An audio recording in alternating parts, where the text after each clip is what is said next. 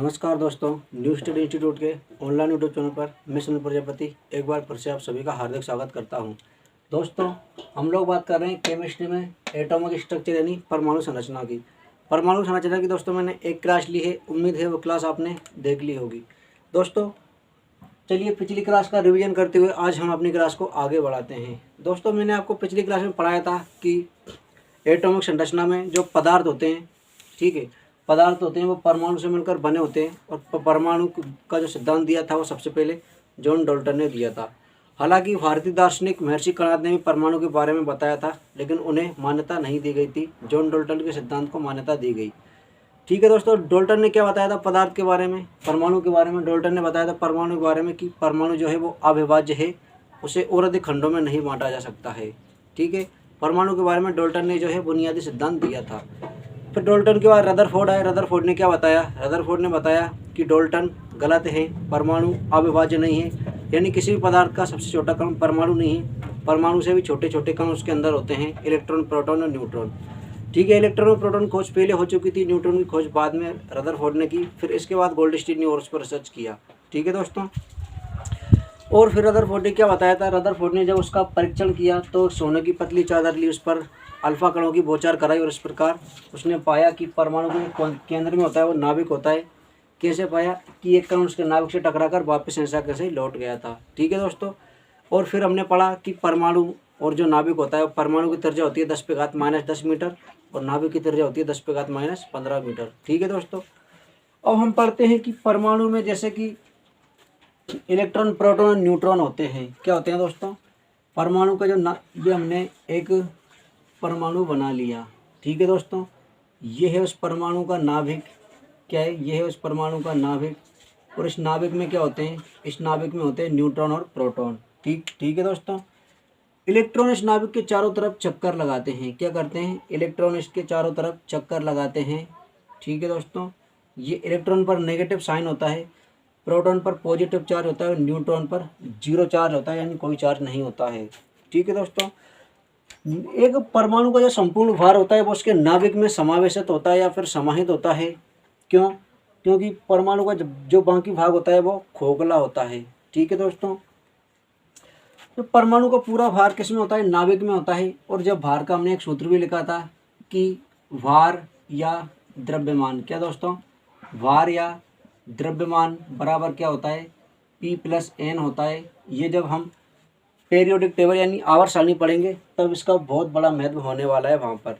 ठीक है दोस्तों, तो अब चूँकि ये इलेक्ट्रॉन, प्रोटॉन और न्यूट्रॉन है, इनकी मैंने खोज करता हुआ बताया था, एक ट्रिक भी बताई थी कि ईंट पर नाच। क्या दोस्तों? ईंट पर नाच या ईंट पर नाच। अब हम आते हैं कि इलेक्ट्रॉन, प्रोटॉन और न्यूट्रॉन में एक जो इलेक्ट्रॉन है उस पर कैसा चार्ज है? नेगेटिव चार्ज है। प्रोटॉन पर पॉजिटिव चार्ज है और न्यूट्रॉन पर जीरो चार्ज है। ठीक है दोस्तों, तो इलेक्ट्रॉन पर नेगेटिव चार्ज है, इसलिए इसे हम कहते हैं क्या? कैथोड किरण। क्या कहते हैं दोस्तों? कैथोड किरण कहते हैं। कैथोड किरण क्या कहते हैं दोस्तों? कैथोड किरण कहते हैं इलेक्ट्रॉन को। प्रोटॉन पर पॉजिटिव चार्ज है, इसलिए इसे एनोड किरण कहते हैं। क्या कहते हैं दोस्तों? एनोड किरण। क्या कहते हैं? प्रोटॉन को एनोड किरण कहते हैं। और न्यूट्रॉन पर क्या है दोस्तों? जीरो चार्ज है। क्या चार्ज है दोस्तों? न्यूट्रॉन पर जीरो चार्ज है।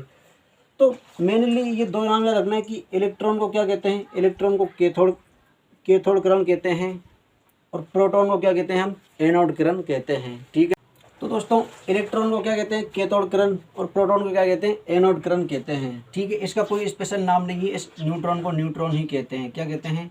इसको न्यूट्रॉन ही कहते हैं।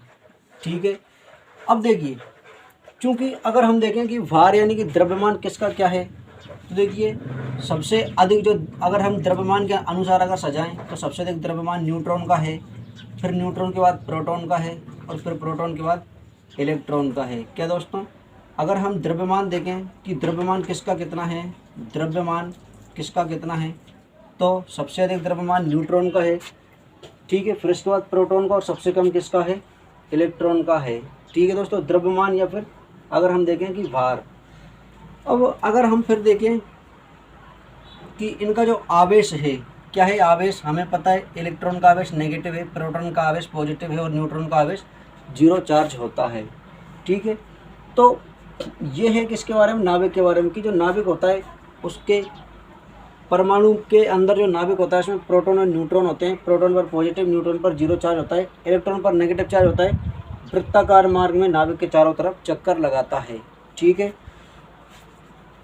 अब इसी नाभिक को हम आगे बढ़ाते हुए देखते हैं कि इस नाभिक में और क्या क्या प्रक्रिया होती है। ठीक है दोस्तों, मैं इसे मिटाता हूँ और अगली स्लाइड पर हम देखते हैं। तो दोस्तों देखिए, ये एक परमाणु लिया हमने, परमाणु का क्या ले लिया, परमाणु मान लिया हमने ये। ठीक है, ये एक हमने परमाणु मान लिया और ये इसका नाभिक है। क्या है दोस्तों, नाभिक। अब चूंकि इलेक्ट्रॉन इसके चारों तरफ चक्कर लगाते हैं, क्या करते हैं, चक्कर लगाते हैं वृत्ताकार मार्ग में अलग अलग कक्षाओं में। ठीक है, वो जो कक्षाएं होती है, ठीक है, उन कक्षाओं को कुछ नाम दिया गया है, मैं बता देता हूँ कि ये 1, ये 2, ये 3, ये 4, 5, ये 6 और ये 7। मेनली 7 कक्षाएँ होती है और वैसे बहुत सारी हम बना सकते हैं, लेकिन मुख्यतः 7 ही कक्षाएँ होती है। ये उस परमाणु का नाभिक है और ये परमाणु की कक्षाएँ हैं। ठीक है, और ये जो है इसको हम क्या कहते हैं, बोर बोरी थ्योरी कहते हैं। क्या कहते हैं, बोर बोरी थ्योरी। अब इनको नाम दिया गया है KLMNOP।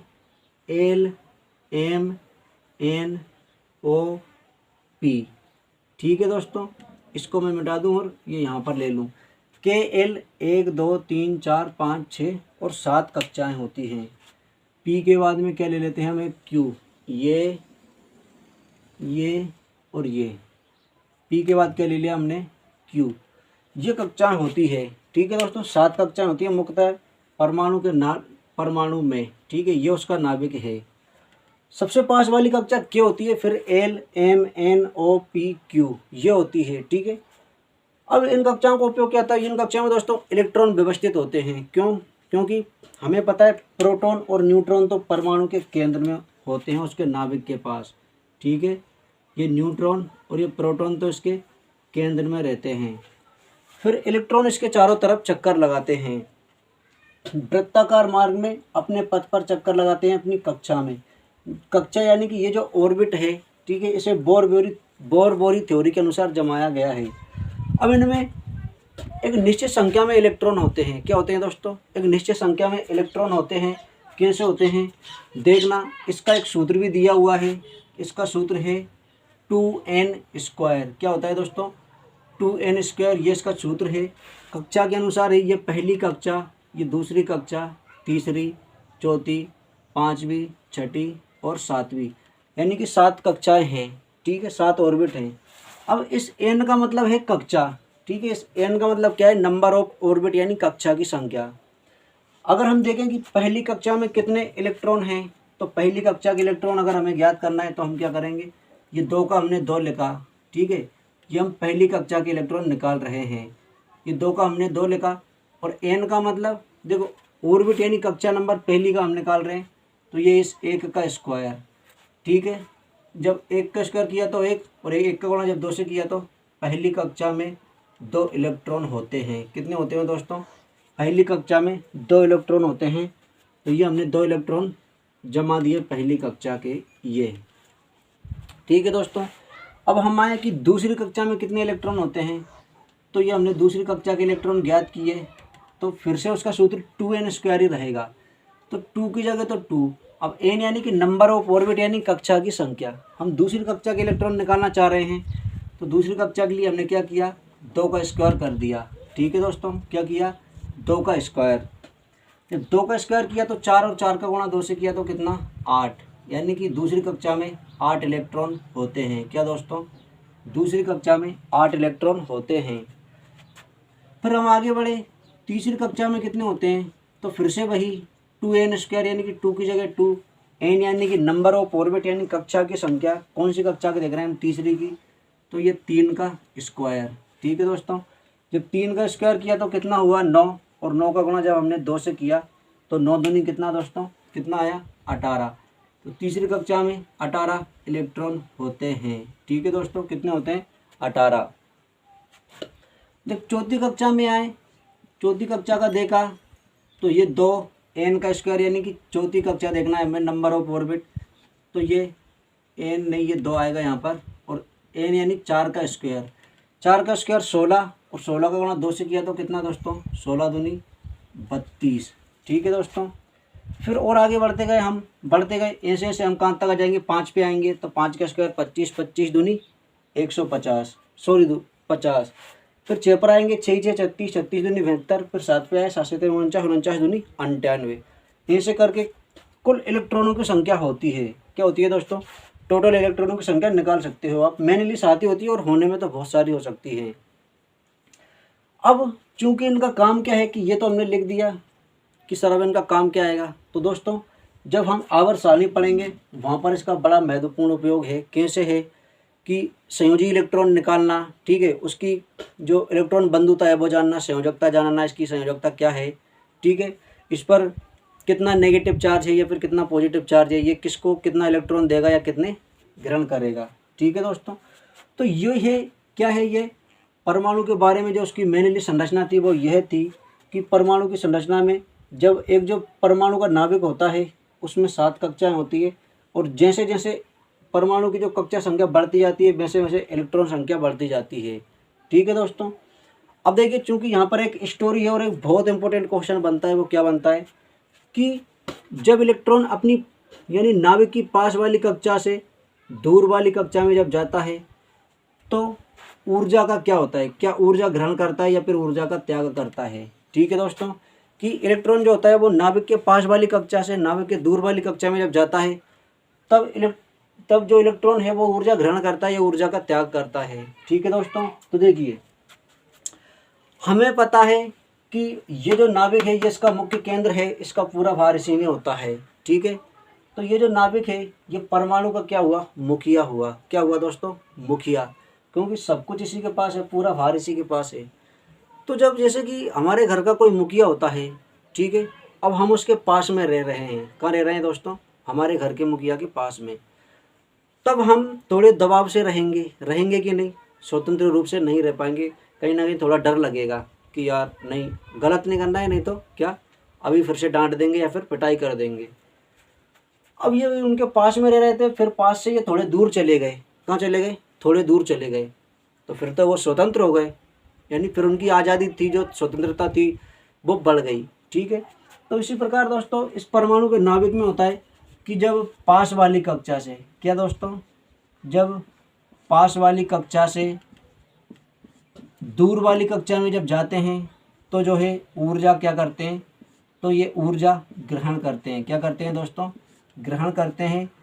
Very very important question है, बिल्कुल गिन के गांठ बांध लेना कि इलेक्ट्रॉन जो है वो नाभिक के पास वाली कक्षा से दूर वाली कक्षा में जाता है तब क्या करता है, ऊर्जा का ग्रहण करता है या फिर उसकी ऊर्जा अवशोषित हो जाती है, तो क्या करता है, वो ऊर्जा ग्रहण करता है।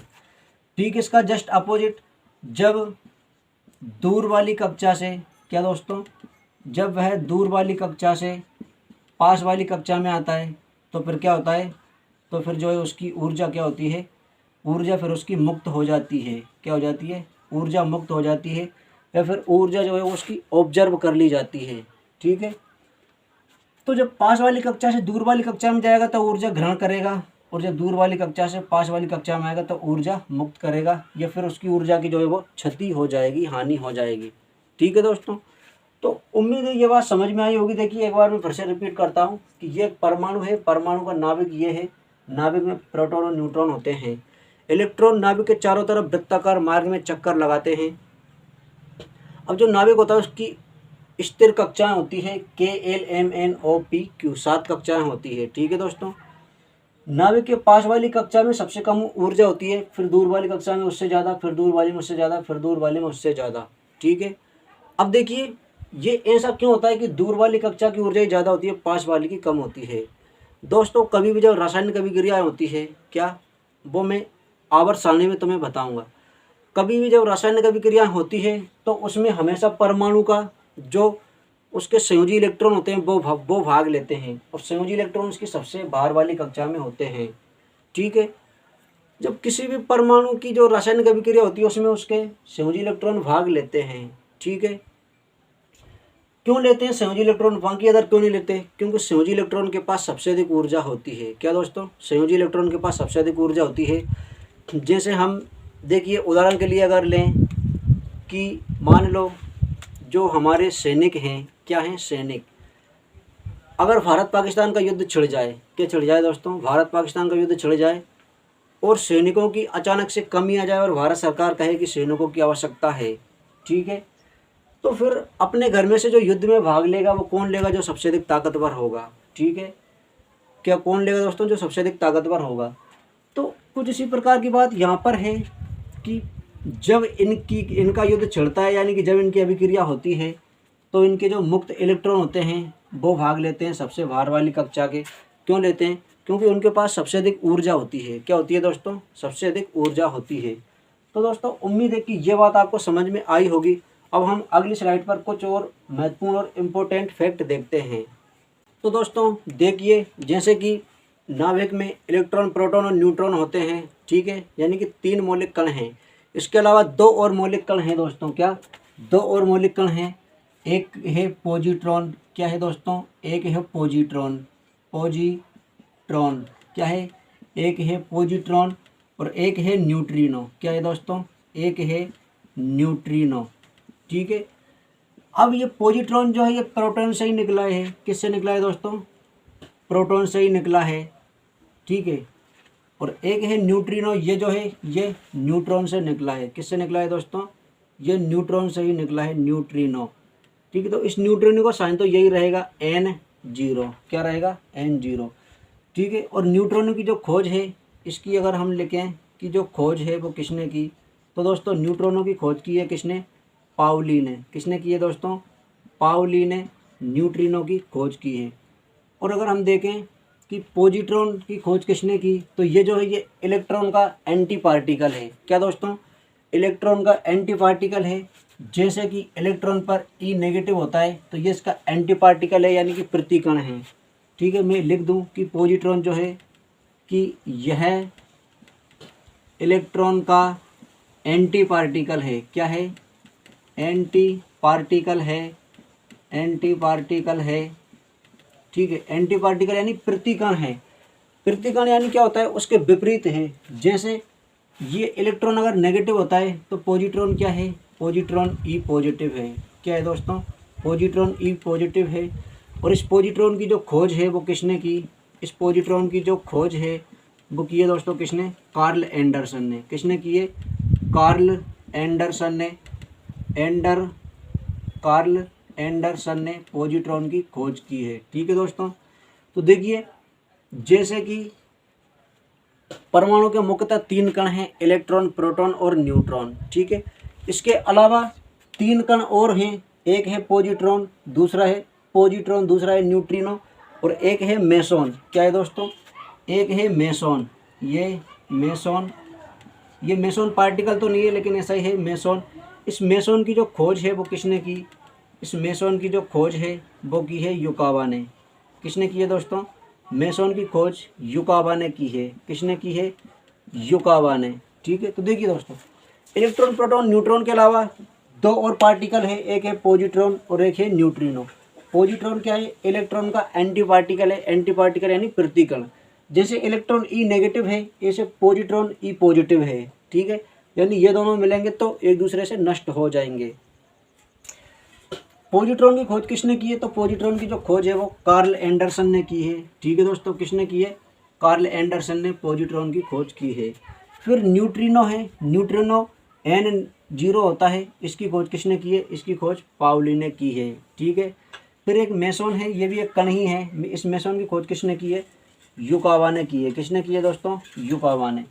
तो दोस्तों बस यही था और इतने तक ही था परमाणु के बारे में, ठीक है दोस्तों। मेन तो यही था और पढ़ने में तो वैसे बहुत सारा है, ठीक है। यानी मुख्यतः जैसा परीक्षाओं में, एग्जाम्स में जैसे प्रश्न बनते, जहाँ से प्रश्न बनते, वो मेन यही था। देखिए एक बार मैं फिर से दोहराता हूँ, शुरू से ही आप सुनने की कोशिश कीजिए कि जो वस्तु होती है वो पदार्थ से मिलकर बनती है और पदार्थ जो होता है वो परमाणु से मिलकर बनता है, ठीक है। पदार्थ यानी जैसे ये मारकर एक पदार्थ है, इसको तोड़ते जाएं एक कण ऐसा आएगा, यानी कि एक समय ऐसा आएगा जब इसके ऐसे कण हो जाएंगे और अधिक भागों में ये नहीं टूटेगा।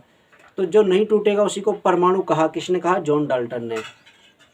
जब नहीं टूटेगा तो डाल्टन ने फिर इससे अनुमान लगाया कि परमाणु जो है वो एक अविभाज्य कण है, इसे और अधिक भागों में खंडित नहीं किया जा सकता। ठीक है, किसी भी पदार्थ का सबसे छोटा कण परमाणु होता है। फिर उन्होंने इसके लिए बुनियादी सिद्धांत भी दिया और इन्होंने एक दो बातें और कही थी, वो मैं फर्स्ट क्लास में बताना भूल गया, शायद स्किप हो गया था, कि परमाणु को न किसी प्रयोगशाला में नष्ट किया जा सकता है, न बनाया जा सकता है, इसे एक रूप से दूसरे रूप में परिवर्तित किया जा सकता है। ठीक है दोस्तों, फिर जो परमाणु शब्द है वो डेमोक्रिटस ने दिया था। इसके बाद फिर रदरफोर्ड आया। रदरफोर्ड ने परमाणु जो डाल्टन का परमाणु सिद्धांत था उसे गलत ठहराया। कैसे ठहराया? कि उन्होंने कहा कि परमाणु ही पदार्थ का सबसे छोटा कण नहीं है, उस परमाणु के अंदर इलेक्ट्रॉन, प्रोटॉन और न्यूट्रॉन होते हैं। ठीक है, प्रोटॉन और न्यूट्रॉन उसके नाभिक में होते हैं, इलेक्ट्रॉन नाभिक के चारों तरफ वृत्ताकार मार्ग में चक्कर लगाते हैं। ठीक है, फिर उन्होंने कहा कि परमाणु के अंदर एक नाभिक होता है जो धनावेशित गोला होता है और परमाणु का पूरा भार उसके नाभिक में होता है। ये हमने देखा कि उसके भार या द्रव्यमान का सूत्र भी प्रोटॉन प्लस न्यूट्रॉन होता है, और चूंकि प्रोटॉन और न्यूट्रॉन उसके नाभिक में होते हैं इसलिए उसका पूरा भार भी नाभिक में होता है। फिर इसके बाद में उन्होंने जब उस परमाणु सिद्धांत को सिद्ध किया तब उन्होंने एक सोने की पतली चादर ली जिस पर अल्फा कणों की बौछार कराई। लगभग 12,000 थे, जिनमें से कुछ अल्फा कण सीधे के सीधे निकल गए, जो बिल्कुल खाली भाग था, जो नाभिक के थोड़े थोड़े संपर्क में था आसपास का, वहाँ से अल्फा कण टकराकर विचलित हो गए, आड़े तिरछे भाग गए। लेकिन एक अल्फा कण नाभिक से टकरा कर ऐसा था जो पुनः उसी मार्ग में वापस लौट गया। क्यों? क्योंकि नाभिक के केंद्र में धनावेशित था और वो जो अल्फा कण था उसके केंद्र में धनावेशित था। जब धनावेशित और धनावेशित मिलता है तो रिफ्लेक्ट होता है दोस्तों, प्रतिकर्षित होता है, इसलिए वो वापस लौट गया था। फिर हमने देखा कि नाभिक जो होता है उसे न्यूक्लियन कहते हैं, उसमें प्रोटॉन और न्यूट्रॉन होते हैं। क्या कहते हैं? न्यूक्लियन। फिर नाभिक की त्रिज्या 10⁻⁻15 होती है यानी 1 फर्मी, और परमाणु की त्रिज्या 10⁻10 होती है यानी कि 1 एंगस्ट्रॉम। ठीक है दोस्तों, फिर आज हमने देखा कि जो परमाणु है उसका जो नाभिक है और नाभिक में इलेक्ट्रॉन और प्रोटॉन होते हैं, प्रोटॉन और न्यूट्रॉन होते हैं। इलेक्ट्रॉन वृत्ताकार मार्ग में चारों तरफ चक्कर लगाते हैं, उस ऑर्बिट यानी कक्षा को ऑर्बिट कहते हैं, और वो 7 कक्षाएं होती है, KLMNOPQ। ठीक है दोस्तों, अब जब पास वाली कक्षा से दूर वाली कक्षा में जाते हैं तो ऊर्जा बढ़ती है, और जब दूर वाली कक्षा से पास वाली कक्षा में आते हैं तो ऊर्जा ग्रहण होती है। ठीक है, अच्छा नहीं, ऊर्जा कम होती है। फिर यही कारण है कि किसी भी परमाणु की जो रासायनिक अभिक्रिया होती है उसमें उसके बाहर वाली कक्षा के यानी कि संयोजी इलेक्ट्रॉन ही भाग लेते हैं। ठीक है दोस्तों, और इलेक्ट्रॉन को जो व्यवस्थित करने का जो सूत्र है जिसे बोर-बोरी थ्योरी कहते हैं वो 2n² है, यानी पहली कक्षा में 2, दूसरी कक्षा में 8। ठीक है, 2, 8, 18, 32 ऐसे 50। ठीक है, ऐसे करके इलेक्ट्रॉन जमे हुए होते हैं। तो दोस्तों अब हम देखते हैं कि जो तत्व हैं क्या हैं, तत्व उनके बारे में देखते हैं। जैसे आवर्त सारणी है। अब आज के समय में लगभग 118 तत्वों की खोज हो चुकी है। क्या दोस्तों? आज के समय में केमिस्ट्री के लगभग 118 तत्वों की खोज हो चुकी है। अब 118 तो अब तक खोजे हुए हैं, जब प्राचीन समय में, वर्तमान समय में थे उस समय ठीक है कम तत्व थे, बाकी तत्व बाद में खोजे गए। तो उन तत्वों को व्यवस्थित करने का एक क्रम बनाया गया। ठीक है, योजना बनाई गई। और जब योजना बनाई गई, क्यों बनाई गई? इसलिए बनाई गई कि भाई कौन से तत्व की समानता किस तत्व से है, ताकि आगे जाकर अगर कोई रिसर्च करे तो उसको परेशानी ना आए कि हाँ ये तत्व इसके साथ ही रहता है, इसकी इससे अभिक्रिया कराई जा सकती है। जैसे मैंने कल आपको उदाहरण दिया था कि जो हमारा नमक है खाने का वो NaCl है, सोडियम क्लोराइड, HgCl क्यों नहीं है? ठीक है, या फिर पानी है वो H2O है, HO2 क्यों नहीं है? ठीक है, तो ये सब प्रक्रियाएं जो है वो रासायनिक आधार पर होती है। और रासायनिक आधार पर क्यों होती है? क्योंकि तत्वों के जो गुण हैं उनके गुणों को देखा गया कि किस किस के गुण कैसे कैसे सेम मिल रहे हैं। ठीक है दोस्तों, तो देखिए अब हम उसी बात को आगे बढ़ाते हैं। क्या दोस्तों? उसी बात को हम आगे बढ़ाते हैं। मैं से मिटा देता हूँ, अगली स्लाइड पर कुछ और समझने की प्रयास करते हैं। तो दोस्तों देखिए, बात आती है तत्वों की। तो तत्वों के जो प्रतीक के बारे में जो सुझाव दिया है, क्या दोस्तों? बात आती है तत्वों की, यानी कि जो अलग अलग तत्व हैं, हाइड्रोजन, हीलियम, नियोन, जिनोन, जो भी तत्व हैं, सोना, चांदी, उन तत्वों का जो प्रतीक है क्या है दोस्तों? तत्वों का जो प्रतीक है उसके बारे में जो सुझाव दिया, तत्वों के प्रतीक का जो सुझाव दिया वो दिया जे बर्जीलियस ने। किसने दिया दोस्तों? वो दिया जे बर्जीलियस ने। जे बर्जीलियस किसने दिया दोस्तों? जे बर्जीलियस ने तत्वों के प्रतीक के बारे में सुझाव दिया और क्या कहा, और कहा कि तत्वों के जो प्रतीक हैं ये दो अक्षरों से मिलकर बने होंगे, अंग्रेजी के दो अक्षरों से मिलकर बने होंगे, जिसमें इन दो अक्षरों में पहला अक्षर तो होगा कैपिटल, कैसा होगा, कैपिटल होगा पहला अक्षर कैपिटल, और दूसरा कैसा रहेगा, दूसरा स्मॉल रहेगा। कैसा रहेगा दोस्तों, स्मॉल। ठीक है, उदाहरण के लिए हम देखते हैं कि सोडियम का, उदाहरण के लिए हमने देखा कि जो सोडियम है, क्या है दोस्तों, सोडियम, उसका क्या प्रतीक है, सोडियम का प्रतीक है Na। क्या है दोस्तों, Na।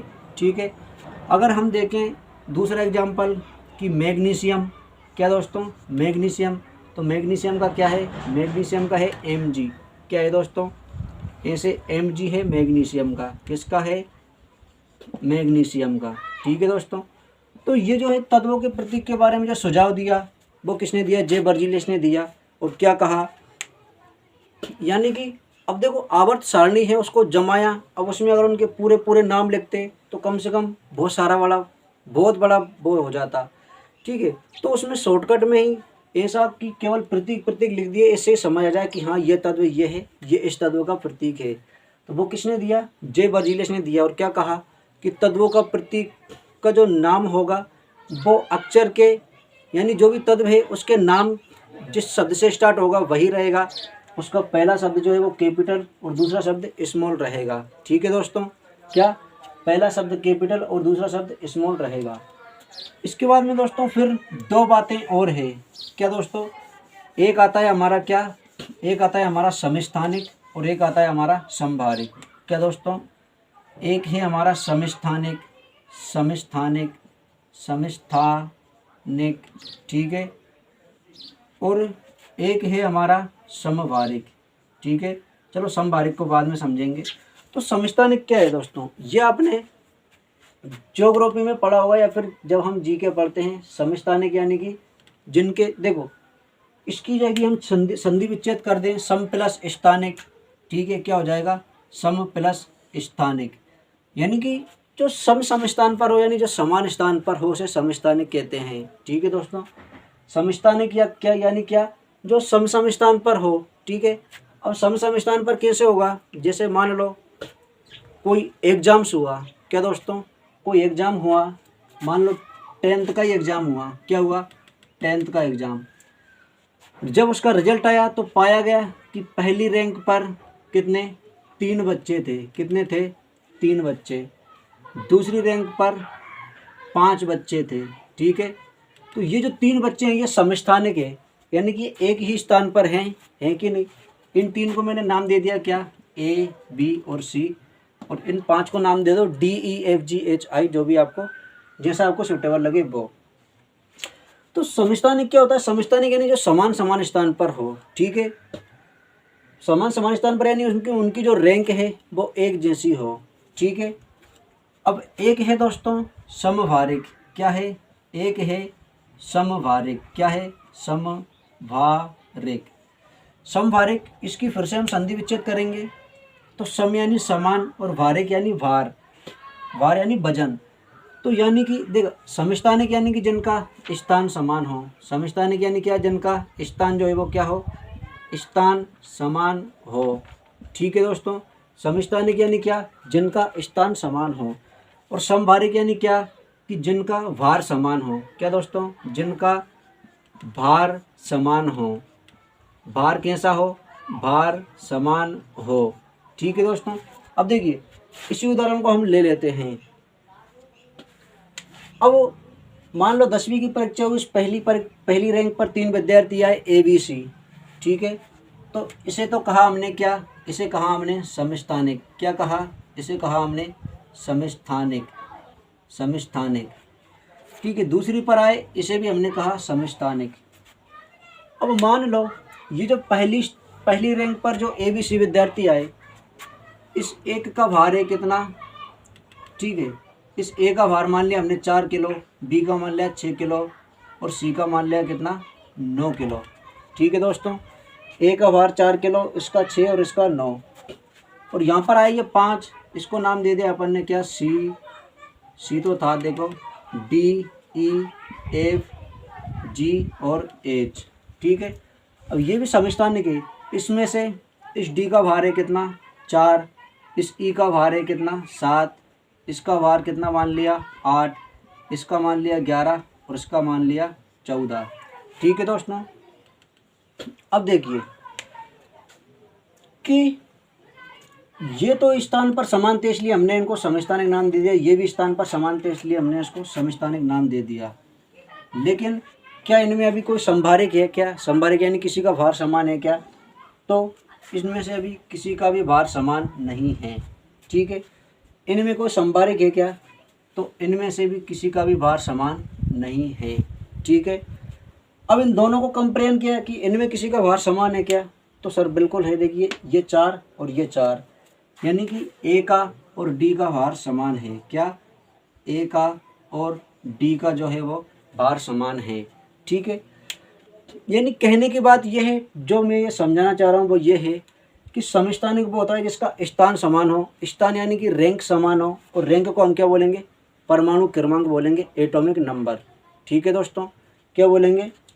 अगर इसको हम बोलें विज्ञान की भाषा में कि जिनका एटॉमिक नंबर क्या? एटॉमिक नंबर समान हो, यानी परमाणु क्रमांक समान हो, उसे हम क्या बोलेंगे? उसे हम समस्थानिक बोलेंगे।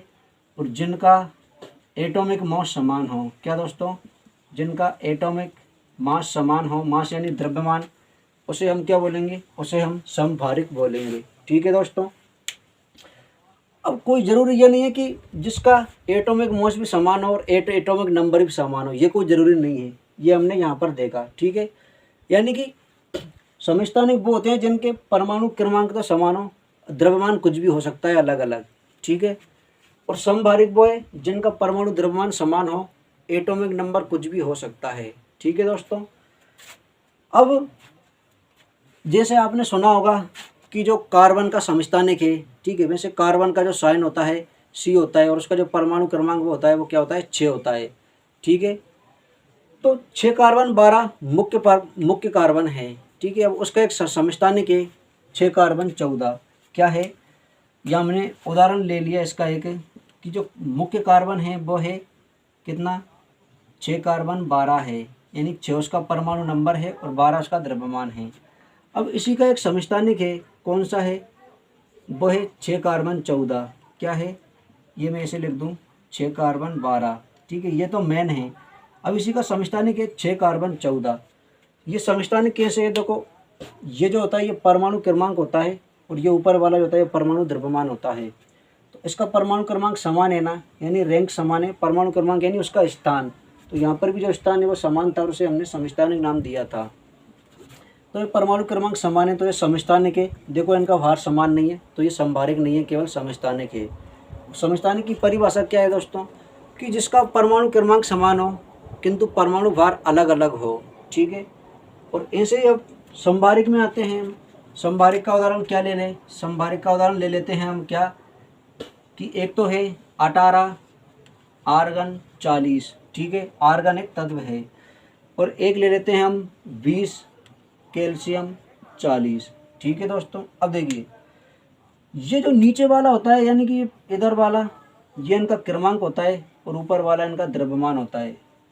तो देख सकते हैं आप, इनका जो परमाणु क्रमांक है वो अलग अलग है और परमाणु द्रव्यमान एक जैसा है।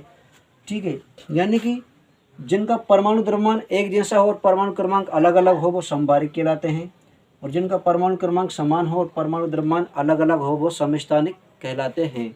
ठीक है दोस्तों, तो उम्मीद है कि ये बात आपको समझ में आई होगी, और ये जो उदाहरण दिया इससे और अच्छी समझ में आई होगी। ठीक है, अगर इससे समझ में आया हो तो ठीक है, नहीं तो फिर ये तो मैंने बता ही दिया क्या कि समस्थानिक यानी कि जिसका स्थान समान हो। अब स्थान कैसे समान होगा? जिस रैंक पर वो होगा, यानी जिस नंबर पर वो होगा, और ये होता है इसका क्या? परमाणु क्रमांक। समभारिक यानी कि जिसका भार समान हो। ठीक है दोस्तों, तो देखिए यानी कि परमाणु के बारे में जो था वो मैंने आपको बता दिया, और तत्वों के बारे में जो है सबसे पहले प्रतीक यानी तत्वों के बारे में जानकारी जब हुई तो उनके प्रतीक के बारे में सबसे पहले सुझाव किसने दिया? जे बर्जीलेस ने। और क्या कहा कि उनके नाम का जो पहला अक्षर होगा वो कैपिटल, और केवल उनके साइन के लिए प्रदर्शित करने के लिए केवल 2 ही अक्षर यूज होंगे। पहला अक्षर कैपिटल रहेगा और दूसरा अक्षर स्मॉल रहेगा। ठीक है। अब ये जरूरी नहीं है कि हर के लिए, यानी प्रत्येक जो तत्व है उसके, ठीक है, यानी कि प्रत्येक तत्व के हम प्रतीक लिखें उसके लिए 2 अक्षर हो। कुछ तत्व ऐसे हैं जिनके लिए सिंगल अक्षर ही है। ठीक है, जैसे नाइट्रोजन, ऑक्सीजन, ठीक है, हाइड्रोजन, बहुत सारे हैं, पोटेशियम वगैरह वगैरह। फिर पहला अक्षर कैपिटल और दूसरा स्मॉल। इसके बाद फिर समस्थानिक पर आए हम। समस्थानिक यानी जिनका परमाणु क्रमांक समान और परमाणु भार अलग अलग हो। ठीक है, तो दोस्तों उम्मीद है कि ये बात आपको समझ में आई होगी। कल हम पढ़ेंगे आवर्त सारणी के बारे में। क्या दोस्तों, कल हम पढ़ेंगे आवर्त सारणी के बारे में। और दोस्तों ऐसी स्टोरी के साथ मैं आपको आवर्त सारणी पढ़ाऊँगा कि यानी कि आपका जो दिल है वो गद गद हो जाएगा। क्या दोस्तों, दिल गद गद हो जाएगा। और ये मेरा वादा है कि आवर्त सारणी मेरे पढ़ाने के बाद जीवन में कभी दोबारा आपको आवर्त सारणी पढ़ने की ज़रूरी नहीं पड़ेगी, अगर मैंने जैसे पढ़ाया और आपने पूरी ईमानदारी से पढ़ा तो ठीक है दोस्तों, आज के लिए इतना ही। अब मिलेंगे अब हम अपनी अगली वीडियो में। ठीक है, वीडियो अगर आपको पसंद आई हो तो वीडियो को लाइक करें, चैनल पर अगर नए हो तो सब्सक्राइब करें और अपने दोस्तों के साथ शेयर करें। ठीक है दोस्तों, मिलेंगे अगली वीडियो में। तब तक के लिए thank you, take care, bye bye.